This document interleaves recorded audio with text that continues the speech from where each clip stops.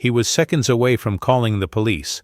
A simple woman, wrinkled uniform, running straight toward his car. Everything felt wrong, until his daughter's scream shattered the silence of the parking lot. What happened in the next few minutes changed both of their lives forever. Stay until the end and see how a snap judgment turned into a decision no one saw coming. Marcus Dalton adjusted the knot of his tie as he walked through the lobby of the Sterling, one of the most expensive restaurants in Atlanta. The meeting had been a success. 3 hours of negotiations, 2 contracts signed, and a bottle of wine that cost more than most people made in a month. He was good at this, controlling rooms, people, outcomes. The cold October night air hit him as the glass doors opened. The parking lot was almost empty, just a few car silhouettes under the yellow glow of the streetlights. Marcus liked that silence. It was the kind of peace that came after a win. His black Mercedes gleamed a few yards away. He clicked the key, hearing the familiar beep. But then something broke the silence. Footsteps. Fast, coming from behind. Marcus turned his head. A black woman, still in a waitress uniform, hair pulled into a messy bun. She was coming straight toward him. Too fast. Too urgent. Marcus's instincts kicked in before reason did. His hand went straight to his pocket, grabbing his phone. His fingers were already searching for 911. This can't be good. Empty parking lot. Unknown woman running toward me. "Sir!"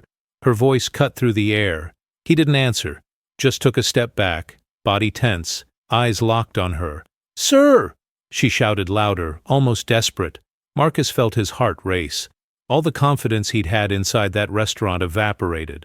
Out here, alone, under dim light, he was just another rich man in a dark parking lot. "Stay away from me," Marcus said, his voice cold. He raised the phone. "I'm calling the police." The woman stopped, for a second, and in that instant Marcus saw something on her face he hadn't expected. It wasn't anger, it wasn't threat, it was panic. "Please," she begged, pointing behind him. "The girl." Marcus frowned, confused. Girl? What girl? He turned his body, following the direction of her shaking finger. And then he saw her. On the other side of the parking lot, trapped between 2 cars, a small child was struggling to get free. Her arm was caught on something. She was screaming, crying. Marcus recognized that voice before his mind could even process the face. It was Sophie, his 6-year-old daughter. His blood ran cold. "Sophie!" He took off running. His legs moved on their own, the world blurring into a desperate sprint. How had she gotten out of the car? How had he not noticed? She was supposed to be asleep in the back seat, but there she was, trapped, crying, alone, and he had almost stopped the only person who saw her. Marcus reached Sophie at the same time as the waitress. Together they freed the girl's arm, tangled in the strap of a purse hooked on the door of another car. Sophie was shaking, her face red from crying. "It's okay, baby. Daddy's here." Marcus scooped her up, holding her tight against his chest. His heart was pounding so hard it hurt. Sophie sobbed into her father's shoulder, gripping his shirt with all her strength. Marcus closed his eyes, his legs going weak. Then, slowly, he looked at the woman beside him. She was standing there, bent over, hands on her knees, trying to catch her breath. Her uniform was wrinkled. Her eyes were red from exhaustion. But she had come, even after seeing his fear. Even after hearing the threat, she had come anyway. Marcus opened his mouth to speak, but no words came out. What do you say to someone you almost destroyed, for trying to save the thing you love most? The waitress took a deep breath and stepped back, as if giving space. She didn't say anything, just looked at Sophie, then at Marcus, and gave a small nod. "She's okay now." Her voice was low, tired. Marcus held Sophie tighter. The little girl finally stopped crying, burying her face into her father's neck. The parking lot fell silent again, but now that silence felt different. He knew he had made a mistake, one that could have cost him everything. 6 hours earlier, Janelle Cooper was sure she wasn't going to make it. It was her 4th shift in a row that week. Her feet throbbed inside worn-out shoes, her back burned, and living on autopilot had become routine. But Janelle couldn't stop. She didn't have that luxury. The alarm had gone off at 5 in the morning. She woke Mia, her 4-year-old daughter, changed her diaper, made breakfast, and dropped her off at the neighbor's place before 6. By 7, she was already at the Sterling, tying her apron and forcing a smile she didn't feel. "Janelle," Table 12 is complaining. The manager's voice cut through the air as soon as she walked into the kitchen. I'm on it, Janelle replied, swallowing the urge to sit down and breathe for 5 minutes. The afternoon shift was a blur.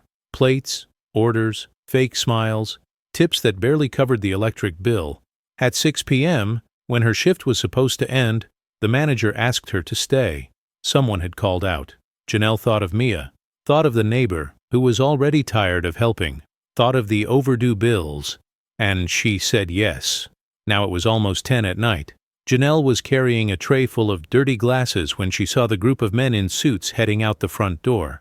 They had taken up the most expensive table in the restaurant all night. They laughed loud, drank expensive wine, and left a $15 tip. She bit her lip and kept working. At 10:30 finally, she hung up her apron. Her hands were shaking from exhaustion. Her whole body begged for a bed. But she still had to pick up Mia, give her a bath, put her to sleep, and tomorrow, do it all over again. Janelle pushed through the back door and stepped into the parking lot. The cold air hit her face, bringing a bit of relief.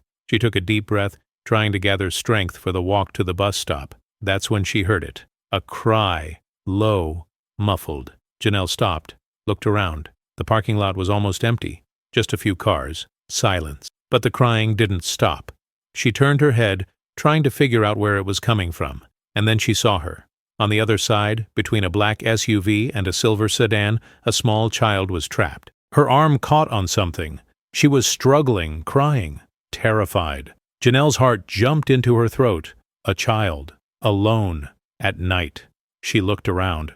No adults nearby, no one running, no one noticing. Janelle knew this kind of situation. She knew how 1 second could change everything. Knew how a scared child could get hurt trying to break free.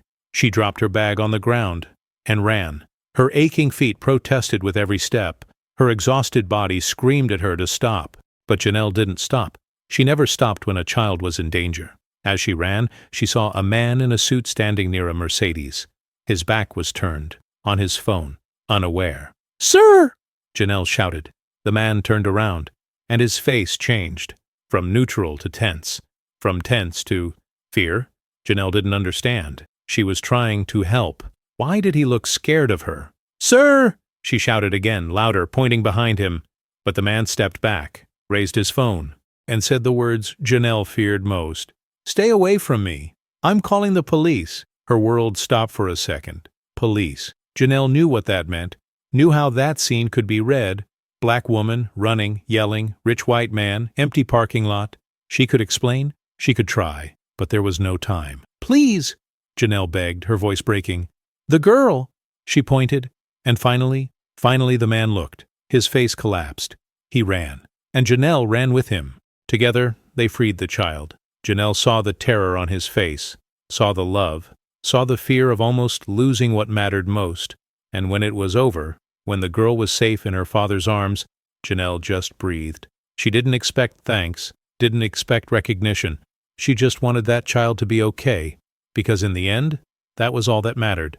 The silence in the parking lot was deafening. Marcus held Sophie against his chest, feeling her heart racing against his own. The girl was still trembling, her sobs slowly fading, but the fear was still there, clinging to her like cold sweat. He looked down, at the narrow space between the two cars where Sophie had been trapped, the purse still hanging from the door, the strap that had caught her arm, so simple, so fast, and so dangerous. How did I miss it? The question pounded in his head. Marcus prided himself on being attentive, on controlling every detail, on never leaving anything to chance. But there, in that moment, he had failed completely. Sophie had woken up in the back seat while he finished a call with his partner. She must have seen something through the window, must have gotten curious. And when Marcus stepped out of the car, distracted, she had followed. He hadn't even noticed. "Daddy." Sophie's voice was weak, muffled against his shoulder. "I'm here, baby. Daddy's here." Marcus held her tighter, as if he could erase the fear just by hugging her. He lifted his eyes. The waitress was still there, a few steps back. She hadn't left, hadn't asked for anything. She was just there, breathing hard, watching. Marcus finally managed to move. He stood up, Sophie still in his arms, and turned fully toward the woman. Up close now, he could see her better. She was young, probably around 30. her face worn with exhaustion. Her brown eyes had a depth he hadn't noticed before. And her hands were still shaking. Marcus started, but his voice failed him. What could he even say? Sorry for almost calling the cops? Sorry for judging you before I understood? The words felt way too small for the size of his mistake. The waitress gave a small smile. It wasn't happy. It was tired, resigned. You don't have to say anything, she said softly. The important thing is she's okay. Marcus shook his head. No, it wasn't okay. None of it was okay. You saved my daughter. The words came out rough, loaded with an emotion he hadn't expected to feel. And I almost... He couldn't finish the sentence. His phone was still in his hand. Screen unlocked. 911 2 taps away. If she hadn't insisted, if she'd backed off when he threatened her, if she'd just turned around and walked away, Sophie would have been alone, trapped, terrified, and Marcus wouldn't even know. How did you see her? Marcus asked, his voice catching. How did you even realize she was here? The waitress shrugged like it was obvious. I heard her crying, she said simply. I was leaving work and I heard her. I couldn't ignore it. Marcus looked around. The parking lot was huge, cars rushing by on the street, the cold October wind. And still she'd heard. She'd paid attention, when her father, hadn't. What's your name? Marcus asked. The woman hesitated for a second, like she hadn't expected the question. Janelle. Janelle? Marcus repeated, trying the name out. I'm Marcus, and this is Sophie. Sophie lifted her head for the first time, looking at Janelle with red, swollen eyes. She had her thumb in her mouth, a habit she had when she was scared. Janelle gave Sophie a small nod, her face softening. Hi, Sophie. You're really brave, you know that. Sophie buried her face back into her dad's neck, but Marcus noticed she'd peeked at Janelle for a second, curious. The wind picked up, sending dry leaves skittering across the asphalt. Marcus realized Janelle didn't have a coat, just that thin restaurant uniform, and she was shivering, not just from exhaustion, from the cold, too. You're freezing, Marcus said, stating the obvious. Janelle crossed her arms like she could shield herself. I'm used to it. But Marcus saw the lie in that. Nobody gets used to the cold. Nobody gets used to being tired. People just learn how to endure. He looked at his car, then at Janelle, then at Sophie, who had finally stopped crying altogether. And for the first time in a long time, Marcus Dalton didn't know what to do. But he knew he couldn't just drive away. Not after this. Marcus couldn't move. He stood there in the middle of the parking lot, holding Sophie, staring at Janelle. And the weight of what had happened started coming down on him like a slow, unavoidable avalanche. I almost called the police. The sentence echoed in his head, each repetition more painful than the last. He'd looked at that woman, tired, running to help, and the first thing he felt was fear, not concern, not curiosity, fear. And worse, he'd threatened her. Marcus was a man who prided himself on being rational, on calculated decisions, on emotional control. But that night, instinct had spoken louder than reason, and his instinct had judged Janelle before he'd even heard her. Why? He knew the answer. He knew it, and he didn't want to admit it. Do you need a ride? Marcus asked, his voice coming out sharper than he meant. Janelle blinked, surprised. No, I take the bus. The stop's right there. Marcus looked in the direction she pointed. The bus stop was 3 blocks away, under a weak light, alone. What time does the bus come? Janelle glanced at the imaginary watch on her wrist, but she didn't have a watch. She just knew. In about 20 minutes, maybe half an hour. Marcus shook his head. No, I'm taking you. It's the least I can do. Janelle took half a step back, like the offer was a trap. You don't have to. Seriously, I'm used to it. Used to it. That word again. Marcus hated hearing it. Hated it because he knew what it meant. It meant Janelle had learned not to expect help, not to trust offers, to survive on her own. Please, Marcus insisted, and this time his voice sounded different, softer, more human. Let me take you. You just saved my daughter. I'm not leaving you to wait half an hour alone at a bus stop. Janelle looked at him, studied his face, and Marcus realized she was calculating, weighing the risks, deciding if she could trust him. He didn't blame her. Finally, Janelle sighed. Okay, thank you. Marcus nodded and walked to the Mercedes, opening the back door to strap Sophie into her car seat. She was quiet now, almost asleep from exhaustion. He buckled her in carefully, kissed her forehead, and closed the door gently. When he came back around, Janelle was standing by the car, waiting. She looked smaller now, more fragile, or maybe it was just the parking lot lights throwing the wrong kind of shadows. Marcus opened the passenger door. "Get in." Janelle climbed in slowly, like she was stepping into a space that didn't belong to her. Marcus walked around, got into the driver's seat, and started the engine. The heater kicked on immediately, filling the interior with warm air. Janelle let out a quiet sigh of relief. She closed her eyes for a second, soaking in the heat. Marcus adjusted the rearview mirror and glanced at her from the corner of his eye. "Where am I taking you?" "Cascade Heights," Janelle said, her voice low. "Near Benjamin E. Mays Drive." Marcus knew the area. Not far, but a completely different world from the neighborhood where he lived. He entered it into the GPS and started driving. The silence in the car was heavy, not comfortable. The kind of silence where both people are lost in their own thoughts, processing what just happened. Marcus tightened his grip on the wheel. He wanted to say something. He needed to say something, but the words wouldn't come. Janelle was the one who spoke first. "Your daughter is beautiful." Marcus glanced at her.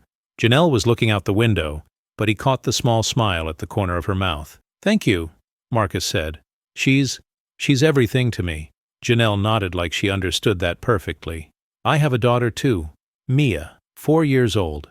Marcus felt his chest tighten. She has a daughter. And still, after a double shift, exhausted, she'd run to save Sophie. "She must be proud of her mom," Marcus said. Janelle let out a short laugh. "No humor in it. She's still too little to understand, but I hope one day she will." Marcus drove in silence for a few more blocks. Atlanta slid past the windows. Lights, movement, lives happening in parallel. And then finally, the words came out. "I'm sorry," Marcus said, his voice cracking. "I'm sorry I judged you. For almost—" He couldn't finish, but Janelle understood. She turned and looked at him. Really looked at him. And in her eyes, Marcus didn't see anger, didn't see resentment. He saw exhaustion, and something that looked like forgiveness. "You're not the first," Janelle said softly. "And you probably won't be the last." And somehow that hurt more than any accusation. The GPS told him to take the next right. Marcus turned into Cascade Heights, and immediately felt the shift. The streets got narrower. Sidewalks cracked. Old buildings, some with broken windows covered in plywood. Beat-up cars lined the street. The streetlights were dimmer here, some of them flickering. Marcus had never been there. Not really. Maybe he'd driven past once or twice, but he'd never paid attention, never stopped to look. Now he was looking. "Right there?" Janelle pointed to a 3-story apartment building. The paint was peeling. The metal stairs were rusted, but the windows had curtains, flower pots on some sills, little signs that people lived there, people who were trying to turn it into home. Marcus pulled up and parked out front, turned off the engine, and just sat there, not sure what to do next. Janelle grabbed her bag, but she didn't open the door right away. She stared out the window at the building, like she was gathering strength to step out of the warm car and back into the cold reality. "How long have you worked at the Sterling?" Marcus asked. He didn't know why. Maybe because he didn't want her to leave yet. Maybe because he wanted to understand. Janelle sighed. 3 years, almost 4. "Do you like it?" She gave a bitter laugh. "Like it?" Janelle shook her head. "Nobody likes serving people who barely look at you, but it pays the bills. Most months." Marcus swallowed hard. He'd been to that restaurant dozens of times, spent money without thinking, and not once had he really looked at the people serving him. "Mia," Marcus started, testing the ground. "Her father." "He's not in the picture," Janelle cut in, her voice firm. "Never was. And it's fine. We manage." Marcus nodded. He didn't have the right to ask more, but the curiosity, or maybe the guilt, kept poking at him anyway. That has to be hard. On your own.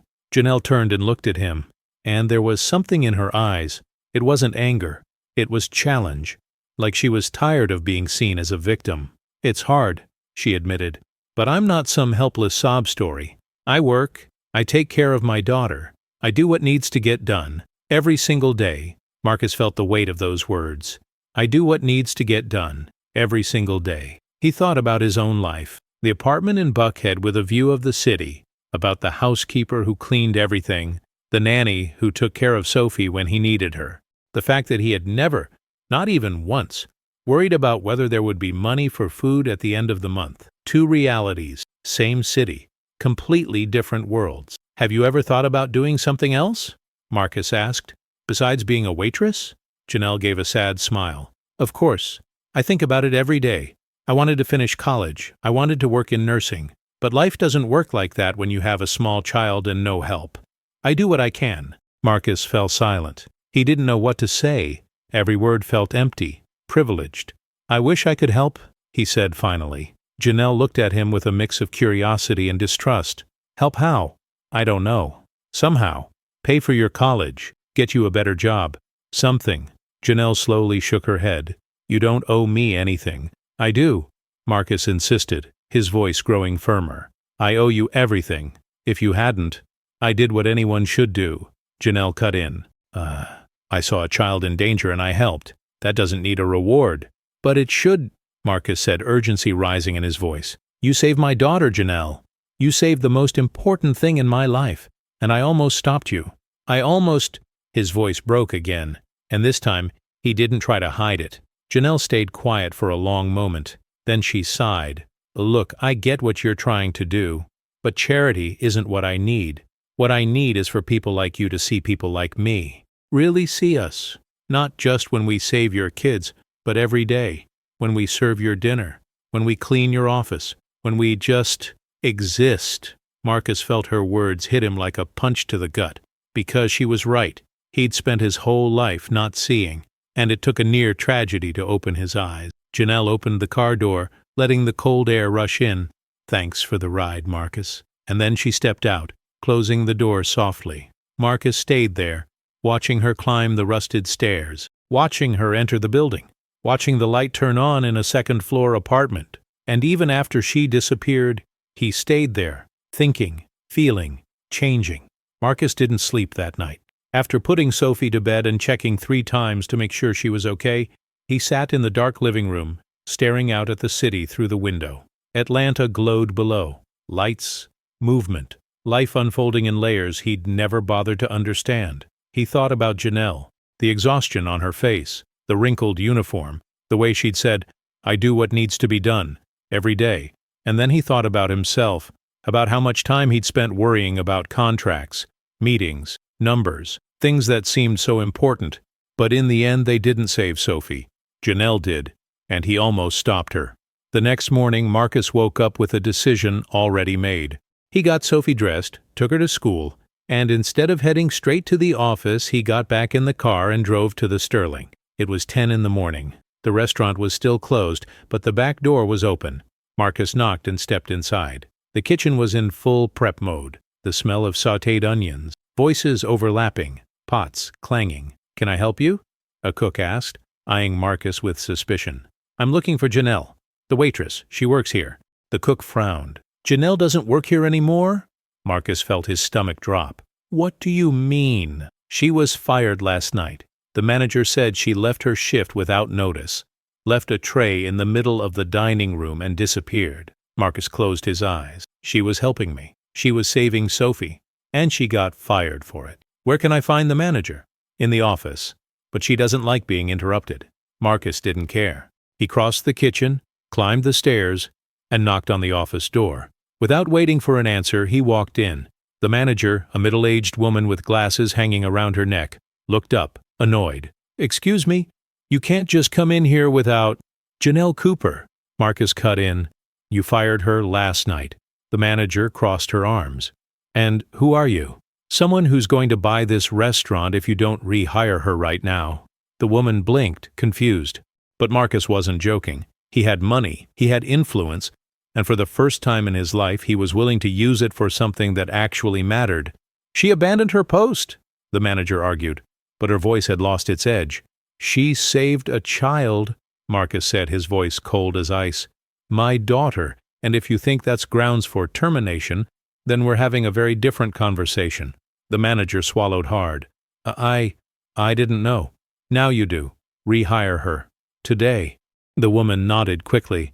Yes, of course. I'll call her. Marcus walked out of the restaurant with his heart racing. But he wasn't done yet.